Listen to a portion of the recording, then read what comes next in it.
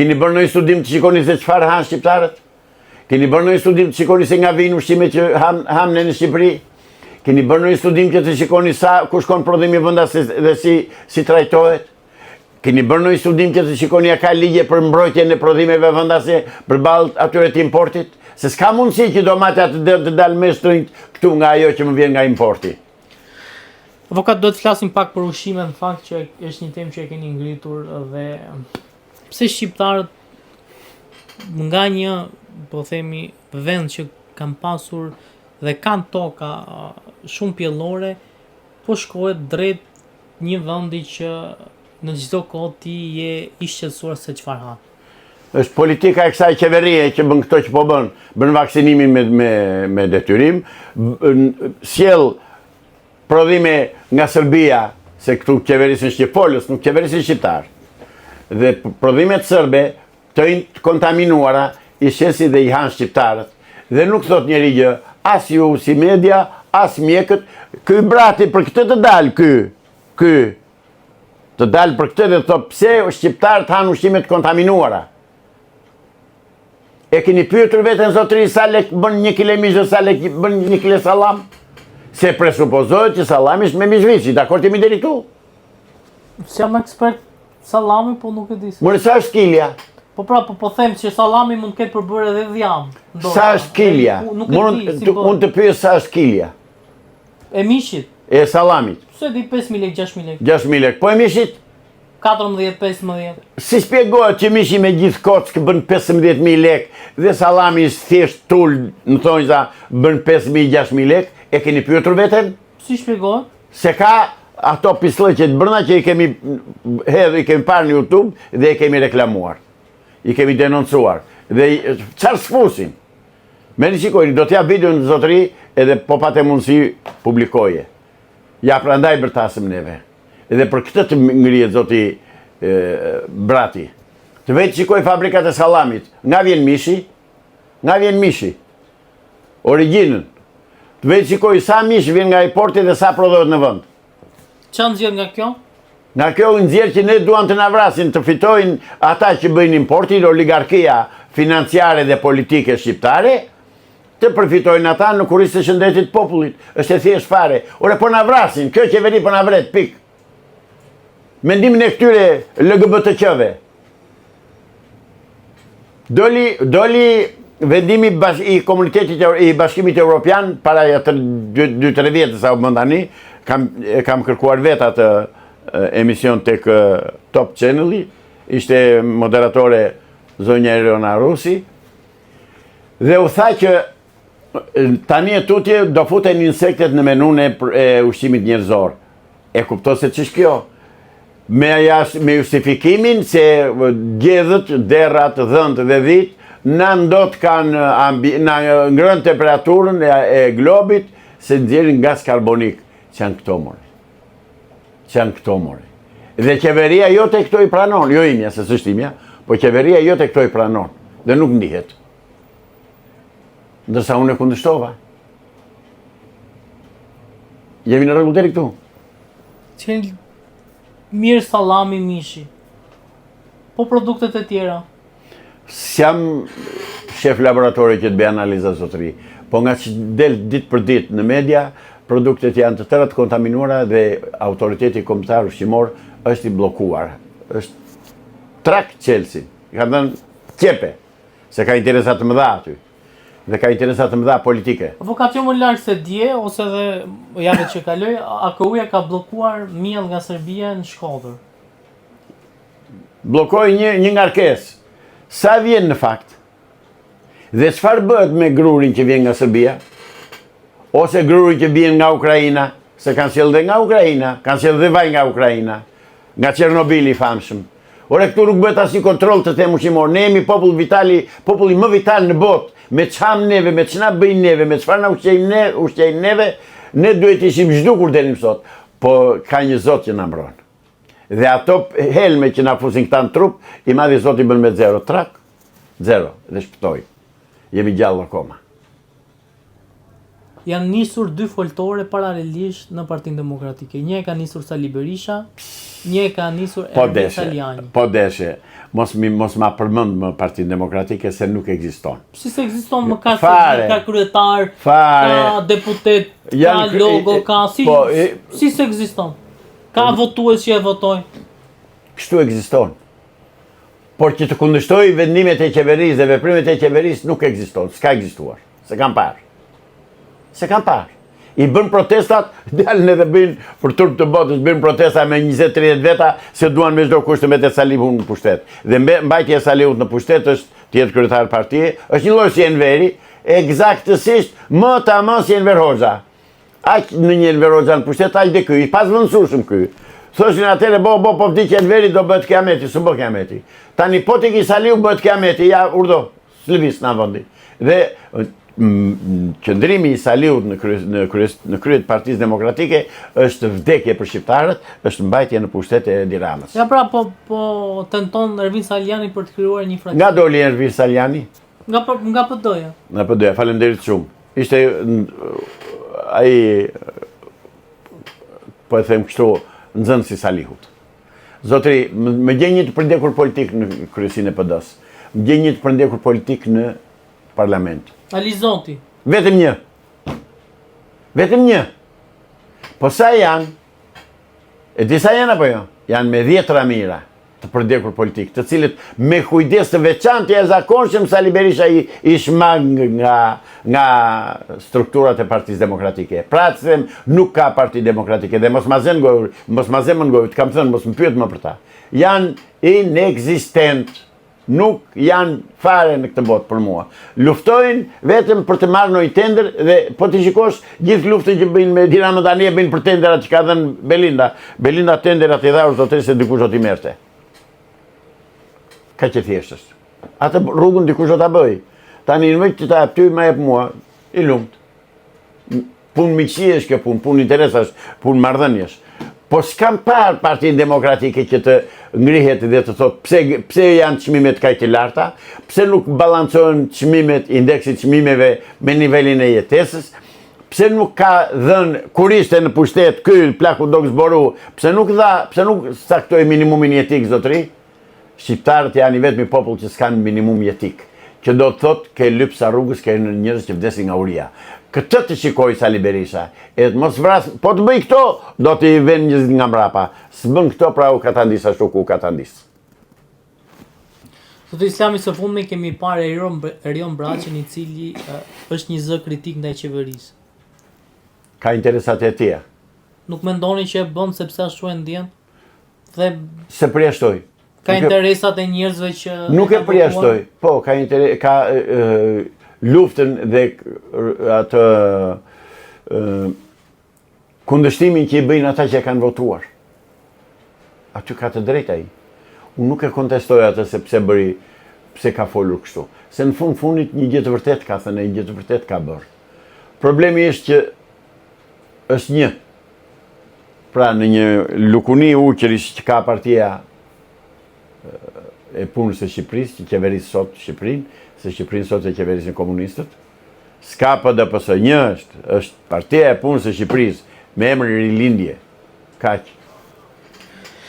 Çfarë po ndodh me gjykatën kushtetuese, pse po vonon për dhënë vendimin ndaj Belinda Bojrami? Se nuk e lëre Edi Rama. Shkurt. Se s'ishte e pambarur. Ju mendoni se gjykata kushtetuese ndikon nga Edi Rama? Absolutisht varet nga Edi Rama. Po nuk ka gjë në Shqipëri që nuk varet nga Edi Rama. Ai ka dëshirë të madhe që edhe miza dhe zogjt në ajër t'i komandoj ai. Dhe gjithçka e ka ai nën kontroll. Ai është përgjegjës për gjithçka që ndodh këtu. Do vi ora do jap llogari, po do ta dia kërkojnë të tjerë llogari. Kur thuhet që çdo gjë varet nga Edi Rama, si ka mundësi që Edi Rama lejoj që Spaku ta pezulloj zëvendësen e vet? Se nuk e pyet i Spaku, se Spakun e kanë urdhëruar, e kanë ngritur të tjerë. Spakun e kanë bërë Amerikanë dhe e paguajnë Amerikanët. Gjykata kushtetuese e ka bërë Edi dhe e bllokon atje Edi. Ore këto që ndodhin këtu nuk ka vend të ri. Po tishin atë fort, aq të fort amerikanë sa luftoi këtu mes amerikanëve dhe Edi Ramës, i bi që Edi Rama që nga kaq i fuqishëm, sa i po i bë rezistencë Amerikës. Po, është ushtari besnik i kabalës dhe i masonëve, e Illuminatit. Po, patjetër që është i fort. Ata e mbajnë në pushtet. Dhe lufta këtu është midis atyre dhe Trumpit. Lufta e Edi Ramës është me Trumpin, nuk është me neve. Ne është në llogarit para ai. Po ai ka mbështetje absolute nga masonët dhe nga Kabala, nga klubi 300-ve, nga Bilderbergu. E ka ndej mbështetje. Ne urdhëroj sikur televizion në Shqipëri. Nuk flet opozita fare. Pse nuk flet Salihu për këto gjëra, se është vetë mason, se është vetë i tyre, se hanë bashk, se vjedhin bashk, se vrasin e presin bashk, se duan bëj. Në këtë luftë kush do fitoj? Mes Trumpit dhe Ramës, që Rama nga mbrapa ka masone Soros e më tash? Kjo luftë, fati kësaj lufte vendoset në Amerikë, jo këtu.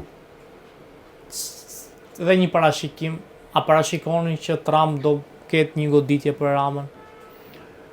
E besoj këtë gjë, e pres dhe e besoj. Ju mendoni që vaksinat kanë pasur efekt negativ në popullat, ndryshe nga që në fakt mjekësia thotë që ka pasur efekt pozitiv dhe janë shpërtuar qindra mira jetë njerëzish. Atëre ta fillojmë nga fundi.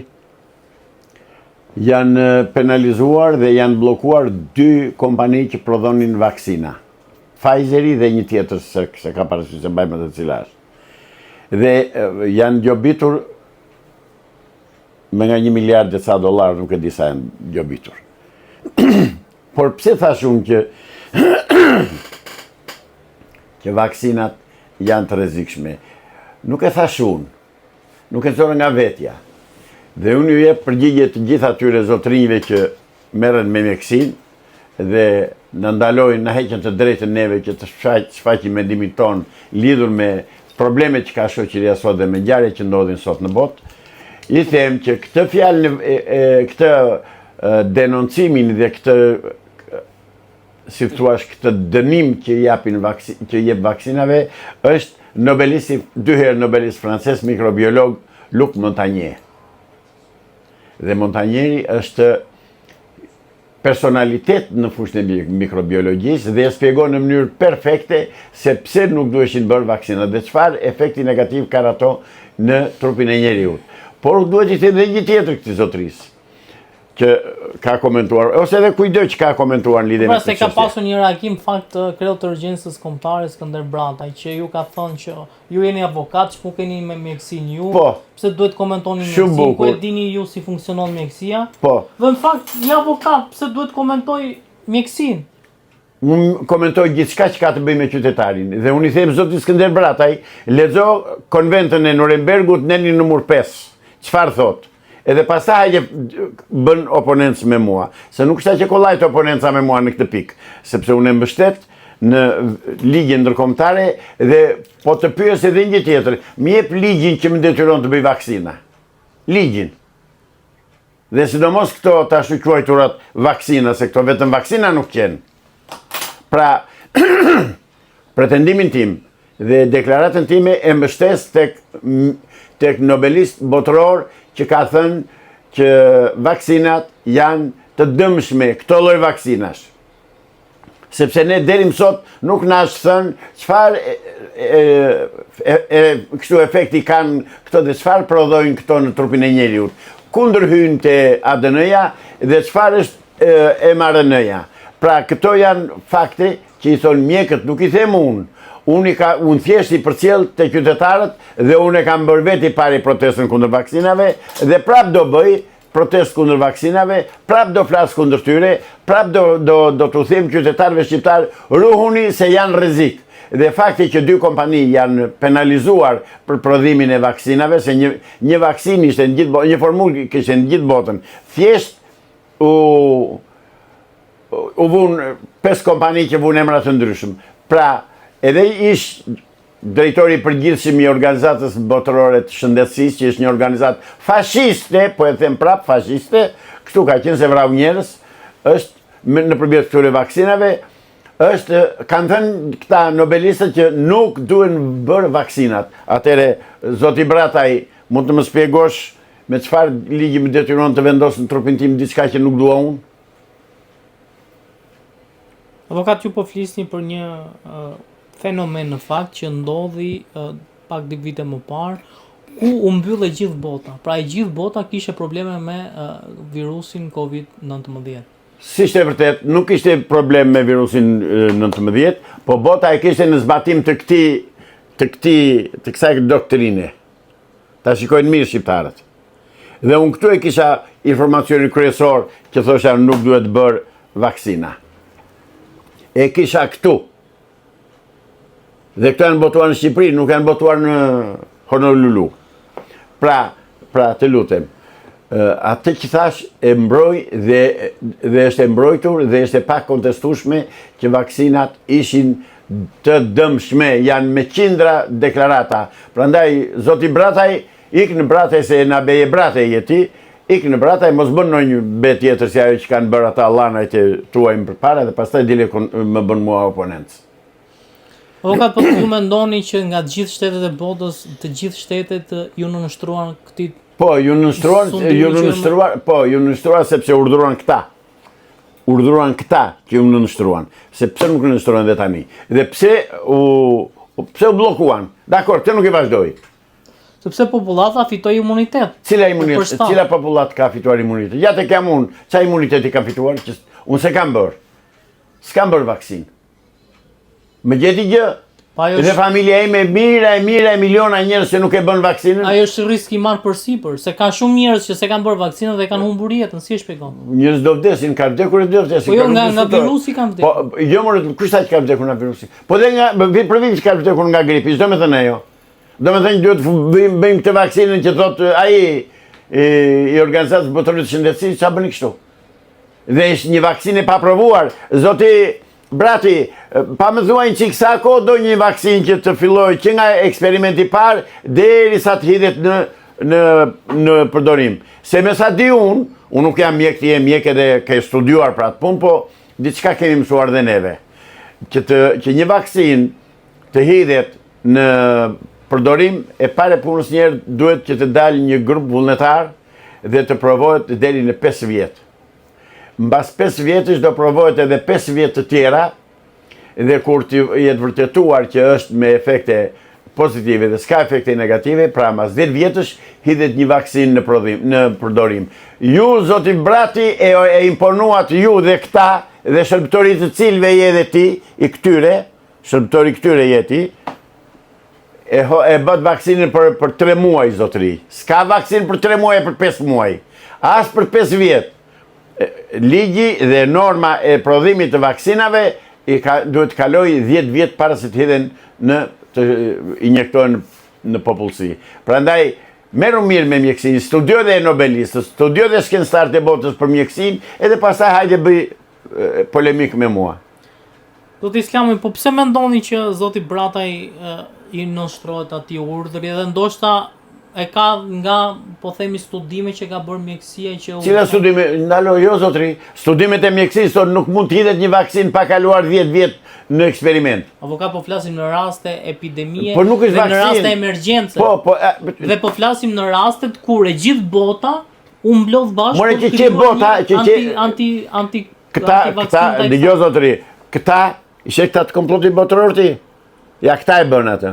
Dhe në këtu shkruhet dhe thonë, ne do ta zvoglojmë numrin e popullsisë botërore duke i futur shtetet në luftë me njëri tjetrin, edhe brenda shtetit duke futur përçarje dhe grindje. Ka luftë ka pasur. Të lutem, po, aty do vi. Dhe nëpërmjet vaksinave është në protokollin e vitit 1890. 1890. Flitej për vaksinat. Vaksinat atërës këshin dalë, dollën vonë shumë edhe kur dollën.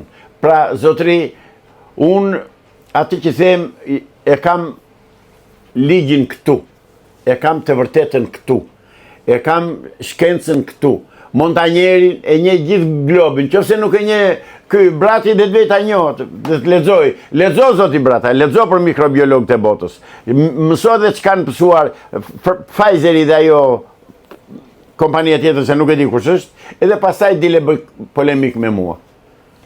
Çfarë qëllimi ishte hedhja në treg? Vrasja e njerëzve. E kemi thënë dhe po e themi. Vaksinat ishin për të vrarë njerëzve, për të reduktuar numrin e popullsisë, dhe e realizuan në një farmase, e reduktuan shumë. Kjo është e vërtet. Mos shikoti që nuk i thonë mediat, e nuk i thonë shtetet. Avokat, më shumë vdesin nga aksidenti se nga vaksinat. Aksidenti është aksident, nuk është vrasje, zotëri. Vaksina është vrasje, të vret, të jep në trup atë që nuk do ti ta bësh. Dhe neni numër 5 i konventës së Nurembergut e ka ndaluar për gjithë botën në mënyrë absolute. Nuk mund të më imponosh mua të vë në trup diçka që nuk lejohet. Dhe po ta vëshre më gjej ligj, të lutem. Më gjej ligj për këto vaksina, më gjej ligj. Po pra, shteti ty të imponon në rast se ti përbësh rrezik për jetën e tjetrit. Kush u bë? Nëse ka studiме që ti thua Covid është i rrezikshëm dhe shkakon vdekje dhe ti ke Covidin, ti për ta parandaluar atë tjetrin ti duhet i bësh vaksinën. E pare punës njerë që nuk është vaksinë kundër Covidit. Dhe nuk kishte asnjë rezultat. Se kemi njerëz tanë që janë vaksinuar dhe kanë ikur nga kjo botë. Të hanën. Si ka njerëz që nuk janë vaksinuar dhe kanë ikur nga kjo botë. Edhe pastaj pse duhet bërë vaksina kur mua nuk më shpëton? Siç ka njerëz që kanë bërë vaksinën kanë shpëtuar, siç kanë njerëz. Kush? Asnjë s'ka shpëtuar nga ata që kanë bërë vaksinën. Dhe Covidi njerë dalë se u fry sa s'kish kush konman. Qa ishte Covidi? Një grip i zakonshëm. Të cilin unë në 2020 nuk e di apo pas kisha kaluar në muaj shkurt. Na zuri gripi tërë si familje, kaluam, ai miru pafshim. Në mars nuk quajt Covid dhe dolna, po mirë mo ka turp më të madhe dhe tallje më të madhe që u bët juve qytetarë shqiptar, kur xherin autoblindat me mitroloz mi vete për të luftuar Covidin. Kështu luftohet Covidi? Jo, jo u bë terror. U terrorizua popullsia, o vaksinoni o s'ka. Shkonim kam testuar dhe kam provokuar të sheshi Skënderbej që kishin ngritur ato çadrat dhe shikoj që atje kishte dentiste me bluzë të bardhë dhe mirë të njështë e i vaksinonte, që pun ka dentistja. Po flasim për raste emergjenci që More zotri, qa emergjenci? Kishte infermier? Nuk kishte infermier për të bërë vaksina, se u përra gjithë Shqipërinë. Nuk e njeh atë profesion, çfarë do atje? Po më dentisti mund ta bëj një injeksion. Bëje në mëlla, kush do ta bëj ta bëj. Mua me ligj nuk më detyron dot. Po tjetër gjë kjo. Kjo është themelorja. Që mua me ligj nuk më themelon. Në rast emergjencë besoj se asnjë emergjencë nuk kishte. Gjithçka u fry. U shpall gjendja nga media. Ore, u shpall artificialisht pas një shkak. Ç'na gjeti. Un kam qenë gjatë gjithë kohës, kam qenë i lirë, kam lëvizur në Tiranë, siç më donte qefi mua. Edhe njerë që më daluan policës, edhe në protestën që bëm, unë u thash policëve, më jepni ligjin, dhe do ta bëj tani, po ka urdhër kryeministrit, atë urdhën i thash, urdhërat kanë vdekur në 1990 që u përmbys sistemi komunist. Tani ka ligje, ka kushtetut. Ka dhe një konvent në Nurembergu që nuk të lejon ty të më detyrosh mua të bëj vaksinën. Kaq. Avokat e bëri kryeministri vaksinën. S'është e vërtet dhe mos gënje dhe ti bashkë me të. Po ne e pam live. Qa pe, hiç gjithë pse gënjen? Ore, pam live kur bëri vaksinën. Pe që kaluan në mbrapa ajo kështu. Unë e kam provokuar kryeministrin, e ka ftuar, kam qenë i ftuar te Top Channel-i, Merion Arusin, dhe i kam thënë, zoti kryeministër, po të ftoj tani këtu, hajde me flakonin e vaksinës në dorë, që të dy bashkë, ta bëjmë gjysmën e flakonit tu, në gjysmën ti. Hajde ta bëjmë këtu, se ke gënjur i them. Dhe s'ktheu përgjigje. Po e kishe bërë njërë, do e bënte 2 herë, 3 herë. Jo, gënjeu, s'kish bërë gjë fare. Gënjeu, po ta them unë që gënjeu. Dhe nuk duhet ta bënte, sepse kishte probleme tjera shëndetësore dhe nuk duhet ta bënte.